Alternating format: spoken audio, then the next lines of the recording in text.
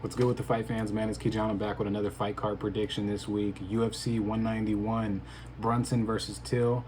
It looks like it's going to be a pretty decent card. This is the first time I've been excited about watching fights in a while.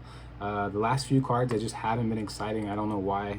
They've been pretty good fights, like surprisingly, but I haven't been excited about the overall cards. There's only a few fights that are like sprinkled in there that I really want to watch. But it seems like for this whole card, for me, I will probably watch the whole card. Man, there's some really good fucking fighters on it. I'm looking forward to watching Jack Shore fight. Of course, I'm looking forward to watching the main event, Darren Till and Derek Brunson. Tom Aspinall. A lot of UK fighters on this card. Khalil Rountree's back. I mean, he already came back, but he's kind of, I don't know. His last performance wasn't that good, so I don't know. I like Khalil Rountree, so I want him to do good. Paddy Pimblett, he's finally making his debut. He had some kind of hand surgery or some shit before actually getting a chance to fight. And then Charles Jourdain, he's fighting in this one. Dacha, Loongambula, Jonathan Martin. I mean, there's a lot of good fights on here. But anyways, I'm going to jump straight into this shit. I'm going to go through my prelim predictions right now. Jonathan Martinez, a favorite in the fight versus Marcelo Rosa. Jonathan Martinez is sporting a 13-4 record, 7 KO/TKO wins, 2 submission wins, 1 KO loss, and 2 decision losses. And his last fight was to Davey Grant, which he lost by KO in the second round. He just got caught with the fucking looping punch and went straight to sleep, man. I picked Jonathan Martinez in that fight. I thought for sure that he was going to have the edge in the striking. Davey Grant swings very wild, very looping shots, and I thought Jonathan Martinez was going to be able to piece him up just with his jabs and crosses, and he throws very straight punches, and he's pretty powerful.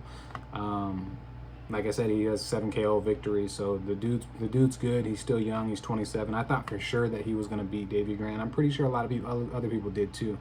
But he's fighting a fucking dog, dude. Marcelo Rojo, 16-7 record. 8 KO/TKO wins, 6 submission wins, 4 submission losses, 1 KO/TKO loss, and he's coming off of a loss as well on his debut. But it was a short notice fight versus Charles Jourdain, and dude, that fool showed up, man. He lost the fight, but he fucking showed up. He came to bang, and I definitely respect Rojo in that one because it was a decent performance. But like I said, he's been submitted 4 times. I don't think he's going to have to really worry about submissions versus Jonathan Martinez because Martinez is going to look to try to strike, which that's usually what he wants to do. Martinez has really good footwork, really good boxing fundamentals, good stiff jab, good cross, really good kicks as well. He mixes it up. I wish that he would mix it up a little bit more. I wish he would do a few takedowns here and there and I don't know. We haven't really seen too much of Jonathan Martinez's skill set on the ground yet, so I'm interested to see what, if he does go to the ground, I want to see what his skills are. Yeah, but Rojo has lost by arm triangle choke. He's lost by guillotine choke. He's lost by rear naked choke, and he's lost by key lock. So, but I think this is going to be a standing fight. I'm pretty sure it's going to be a standing fight. I want to know the reach difference real quick. So, but Martinez is the favorite. Rojo is the underdog. I'm going to roll the underdog on this one. I usually pick Jonathan Martinez. I honestly never pick against him because he's just tough, and he usually can take a punch, but he couldn't take Davey Grant's punch. And I think I think Rojo might put it on him with the pressure, honestly. Or it could be the complete opposite. Jonathan Martinez could catch Rojo with something and clip him and put him straight to sleep. But he's only been TKO'd once, and he put up a really good fight against Jourdain. And Jourdain, we see how skilled Jourdain is with his kickboxing. So I mean, yeah. I want to see this real quick. Okay, so it doesn't have Rojo's, but yeah, I think I'm gonna rock with him. Jonathan Martinez is an inch shorter, 5'7" to 5'8". They both have pretty good takedown defense. Takedown accuracy is not really that good for either of the fighters, but I do think that Rojo will probably try to take it down at least one time in the fight, especially if he's not doing well on the stand-up. But I think that's going to be a really good fucking prelim fight. All right. Next one, Dacha Loongambula versus Marc-Andre Barriault. I thought Marc-Andre Barriault was already going to get cut from the UFC. I'm actually surprised that he's still in the UFC. He saved his job on his last fight, I'm pretty sure. He has a 12-4 record versus Loongambula's Dacha. I'm going to say Dacha because I can't say his last name's weird. He's sporting 11-2 record. But Marc-Andre Barrios, 9 KO/TKO wins, 3 decision wins and 4 decision losses. He's never been finished, which is pretty impressive.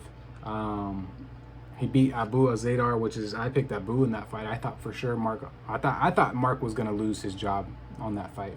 But he ended up beating him by TKO in the 3rd round. He beat Oscar Piechota. That was a no contest, excuse me.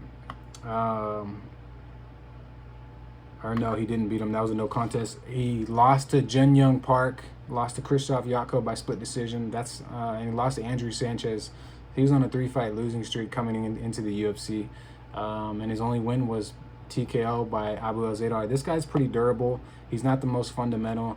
Very flat-footed fighter. He doesn't really mix it up too much. He is lacking a lot of fucking shit, but he does have a lot of heart, a lot of grit, and pretty decent cardio. And that is one thing that you're going to want to have against Dacha, because Dacha is very powerful. 5 KO/TKO wins, 1 submission win, 1 KO/TKO loss, and 1 submission loss. He's coming off a win versus Marcus Perez. Decent win. Perez hasn't really been looking too good, so I'm not going to say it's a great win. He fucking got KO'd bad versus Magomed Ankalaev, which I picked Magomed in that one. He's too strategic of a fighter, and he's too rangy for Dacha.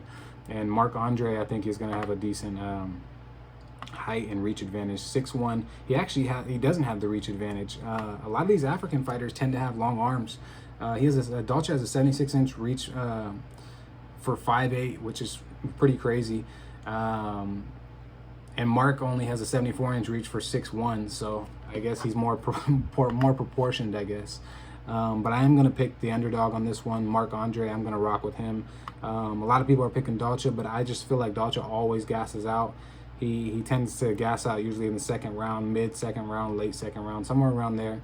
And if Marc can just kind of grind it out, I don't think Dacha's going to try to take him down, so just grind it out, be defensive but offensive as well, and just really use his range. Even though he doesn't have the reach advantage in this fight, I think that he could still find the range a little bit easier than Dacha, just because of his height and his overall footwork. He's kind of flat-footed, but I think he could do something to Dacha. Dacha is just not calling my name for this fight. Even though he beat Daquan Townsend by TKO. I mean, he's 2-1 in the UFC. He hasn't really fought too many people. Magomed was just too much for him, man. He got fucking slept in that fight. Yeah, man, I'm gonna pick Marc-Andre. I think everybody's gonna be picking Dacha, but I'm gonna pick Marc-Andre. I gotta go against Dacha on that one. Something was telling me, I put a question mark by it. Something was telling me that, I mean, it could go either way, and it definitely can. But if I'm gonna go with anybody, Dacha's the underdog. Shit, that would actually be a decent underdog play. But I'm gonna go with Marc-Andre on that one. Next fight, Julian Rosa versus Charles Jourdain. I can't believe Charles Jourdain is not on the main fucking card yet, dude. This is crazy. He's had a pretty decent amount of fights, and he's a good striker, so I don't know why he's still on the prelims. Anyways, Charles Jourdain has 11-3 record, 8 KO/TKO wins, 3 submission wins, 3 decision losses. Never been finished. Very impressive.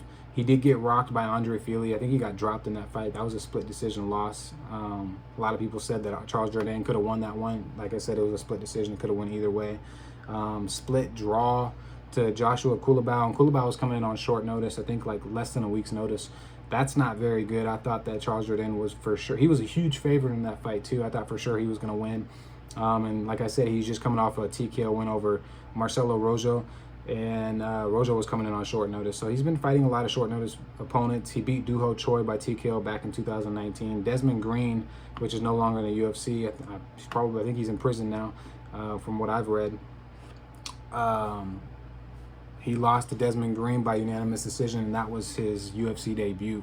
So, yeah, man. I don't know. Looking at his record now, whenever I watch Charles Jourdain fight, I feel like he's a really good striker. But now actually looking at his record and kind of remembering a few things about him, he's not that great yet. I think he can be really good, but he's not that great. He's very cerebral. He's good at finding the range. He's fighting someone who's real tough and gritty, though, man. Even though Julian Rosa has 5 KO/TKO losses, I mean, you can't ever really count him out, man, because he has 11 KO wins and 11 submission wins. He's very versatile. He can pretty much beat you anywhere. He's just, I feel like he just doesn't have a great chin, and that's the main thing that Julian Rosa is lacking, because he actually has really good cardio, and he's slick on the ground, man, with his submission game. He lost to Sung Woo Choi by KO in the first round. He was on a 3-fight win streak before that, and they were all finishes. He beat Nate Landwehr by flying knee. That's not very impressive to me because Nate Landwehr is just a punching bag. Sean Woodson by Bravo choke. Sean Woodson was super tall in that fight. Everybody picked Sean Woodson in that fight. No one really picked Julian Rosa. I remember that one. And Sean Woodson just gassed out, and Julian Rosa Rosa kind of starts off a little bit slow too at times. And then he beat AJ Bryant by bulldog choke. That wasn't in the UFC though. So I mean, he's 2-1. Well, actually, he came back to the UFC after being on a fucking losing streak. He lost to Julio Arce, Grant Dawson, and Devontae Smith. Devontae Smith and Julio Arce both KO'd him, and then Grant Dawson beat him by UD. He did beat Jamal Emmers by head kick and punches, though, on the Contender Series. So, yeah, man, this is an interesting fight, but I am going to pick Charles Jourdain. If Julian Rosa can make it a little gritty and just, I don't know, man, kind of mix it up a bit, try to get Charles Jourdain guessing more, getting him to bait on fakes, try to get it on the ground if he can. I don't really think Julian Rosa has the best takedowns. I mean, his takedown accuracy is pretty high. It's in the 70%, 75% actually. His takedown defense isn't that good. And Charles Jourdain's takedown defense is 50%. So, I mean, Julian Rosa has a ton of more fight experience. So, for him to be an underdog, this actually isn't a bad underdog pick. But I am going to pick Charles Jourdain. Next fight, Jack Shore. Who is Jack Shore fighting? Saeed? I don't know if he's still fighting Saeed. It says on the website that he was supposed to fight I think Saeed Nurmagomedov, if I remember correctly. But he's fighting a new guy, Ludwig Scholinian. I don't know who that is. Haven't done any research, but Jack Shore is a 14-0 record. And this guy's fucking game, and I like how he fights. And he hasn't fought in a minute now. I guess not too long. He beat Hunter Azure by split decision. That was in April. So it just seems like a lot longer. I don't know why. But he has 4 KO/TKO wins and 8 submission wins, 2 decision wins, 0 losses. This guy's fighting out of Wales. All these guys that are fighting out of Wales and a lot of these UK fighters are fucking tough, man. And I like how they fight. I honestly do. They bring it almost every single time they get into the octagon, so I like it. He beat Aaron Phillips by rear naked choke. He beat Nohelan Hernandez by rear naked choke. And, I mean, a lot of his wins are by rear naked choke, man. He's got like 6 or 7 of his submission victories by rear naked choke, so it's pretty much over. If he takes your back, he's probably gonna get it done. But honestly, man, I didn't know that they changed the fight. They changed his opponent.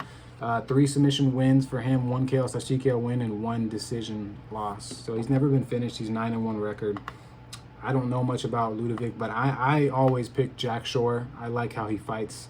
Like I said, he's a very tough fighter, and he's got a lot of momentum right now. So I'm riding the momentum with him because I think he's gonna get this dub in this one. But I do need to look a few fights up of this guy, Ludovic Scholinian. So maybe I'll do like a short clip video of a few fights that I might be a little iffy about on this one. But I think I'm going to pick Jack Shore. I'm going to be on the safe side on this fight. Yeah, I think he's going to get a submission victory too. Or probably a unanimous decision, possibly a split decision, depending on how the guy ends up fighting. I just need to watch a little bit of his footage, because I've never heard of him. Next fight, Molly Mccann versus Ji Yun Kim. They're both pretty much even, -110, -110. I'm rocking with Molly Mccann. I don't even have to really talk too much about this one. She is another tough opponent, coming straight from England. 10-4 record, 4 KO/TKO wins, 6 decision wins, 1 submission loss, and 3 decision losses. She's never been actually KO'd, so that's a good sign. She lost to Laura Poco. She's on a 2-fight losing streak though, so she's had her ups and downs in the UFC. She was on a winning streak, now she's on a losing streak. and they've all been, the last 5 fights have all went to decision. So it doesn't seem like she's been getting any really finishes. Her only submission loss was to Julian Robertson by rear naked choke. It's not a bad submission loss to have. Julian Robertson is super game, and she's very strategic on the ground. If she gets you to the ground, she's gonna find a submission. So that's not a bad loss to have. But Molly McCann's coming off a loss to Laura Procopia and Tala Santos. Man, I don't know, man. Ji Yun Kim is pretty tough. She has a 9-3 record. I think Molly's probably going to be the shorter fighter. She's going to have the reach disadvantage most likely. She usually does. But she's kind of beefy, man. She's tough. She throws heat too. She has a 10-inch reach disadvantage, 5'4" to 5'7". I might be taking that back. I might be taking my pick back on Molly McCann. I think I might be picking Kim on this one just because of that reach advantage.